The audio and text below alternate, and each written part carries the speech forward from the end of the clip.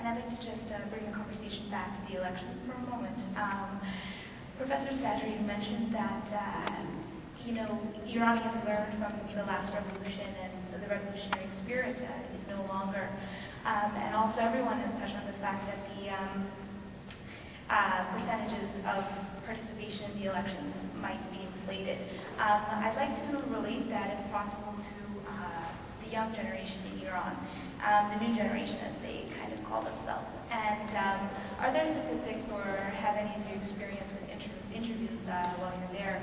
What is the participation among the younger generation versus the older generation? And how will that eventually, with time, basically affect kind of the balance with the conservatives and such? Well, the Iranian revolution last 30 years, the way I imagine it is a school.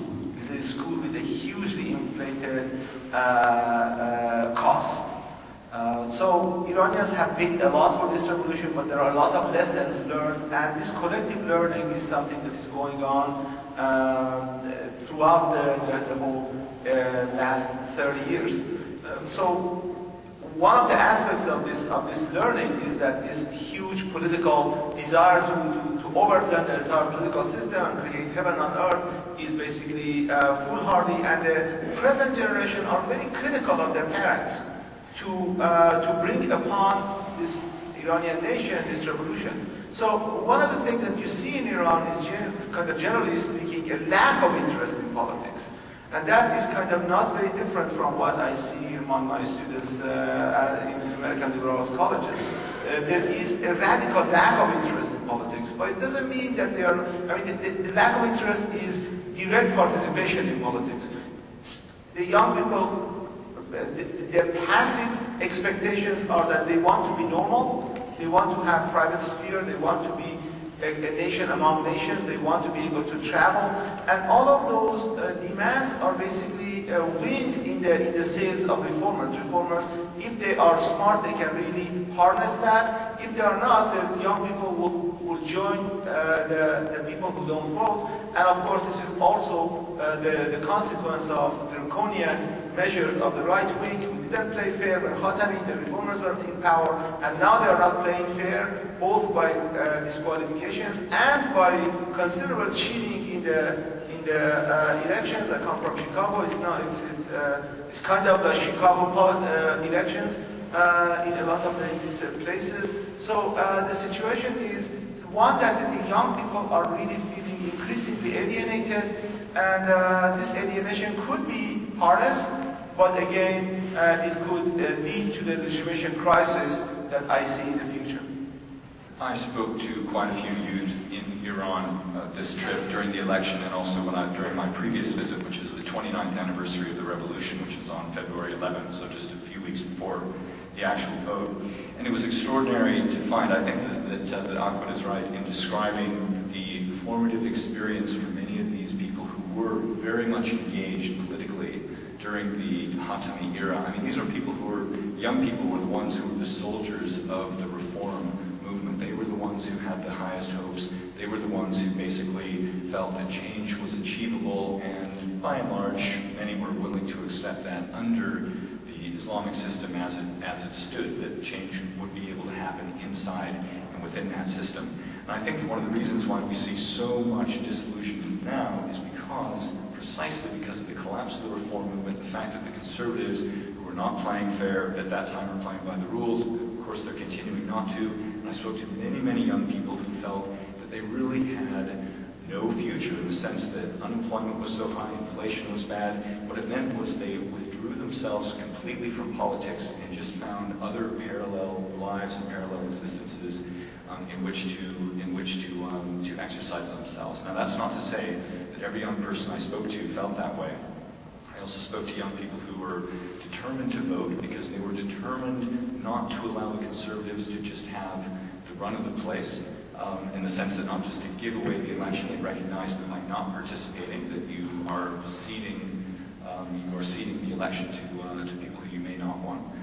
But I also spoke to some young people who were still deeply engaged and who have been taught and seen the examples of their parents to respect the ideals not just of the revolution, but from the entire entire attitude that's come from the Iran-Iraq war, and they still remain firmly believing in that Islamic system, and they were going to vote because of that.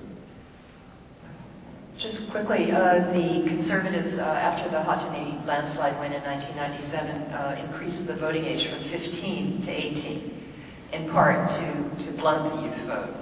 And also one thing I don't think we mentioned in our discussion of the elections, and that is that Iranians, when they vote, they get a stamp on their identity card showing that they voted. So a lot of people vote simply because, they feel that it's prudent, and that they might, it might hurt their job prospects or something if they can't prove that they've participated in elections. So it's not cost-free if you don't participate. But I would second what Scott said. I mean, I have a young man that I see every time I go. I've been over the last 10 years, and he's become increasingly cynical, materialistic. I know a lot of young people who are only interested in making money, and they simply ignore everything else. On that note, we have a lot of people in Washington who believe that whether the Conservatives take power or whether the Reformists are there, we're not going to see significant changes in Iranian policy. And there seems to be a similar notion in Iran that whether it's Republicans or Democrats, it's not going to really create any major change in the United States' U.S. policy. But with quite ecstasy almost that exists right now about certain candidates in the current elections, has this sparked any interest in Iran? In your conversations with Iranian officials or people on the ground, are they following U.S. politics? Do they believe that there are any real changes between the candidates? Yeah, I asked a lot of people about that. That was quite fascinating. And I found people who supported all three candidates and gave me very good reasons why they liked all three.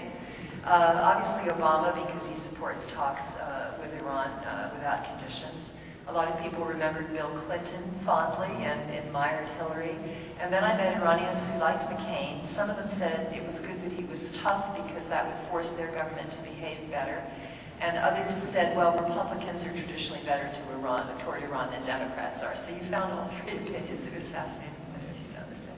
Well, what I found interesting was I was trying to track down people who had seen this remarkable video that was created by Iranian intelligence, which includes, it shows an image of President McCain, if he were to become president, sitting around a table in the White House. He's having a conversation with the CIA commander and with the CIA chief, and also with 2 or 3 other people. And it was a remarkable piece of kind of political propaganda because it was a cartoon. It was quite a lengthy one, and it shifted then over to realistic images inside Iranian homes, where you had some young person who, of course, was being a paid agent of the United States to carry some bombs or something like that. Some other family members saw these young lads, with a bag that clearly had a bomb or something like that in it. The whole point was that McCain was going to cause regime change in Iran, and that was the premise of this. Now, that all sounds like a remarkable story, but can you find anybody who's seen that? No. Will the people who produced it in Tehran speak to you? There are only 3 organizations that actually can produce such a thing in Tehran. And of course, no. But the point was that really it was produced. It appeared apparently in some southern provinces. These are the only places that Iranians I know said that it appeared.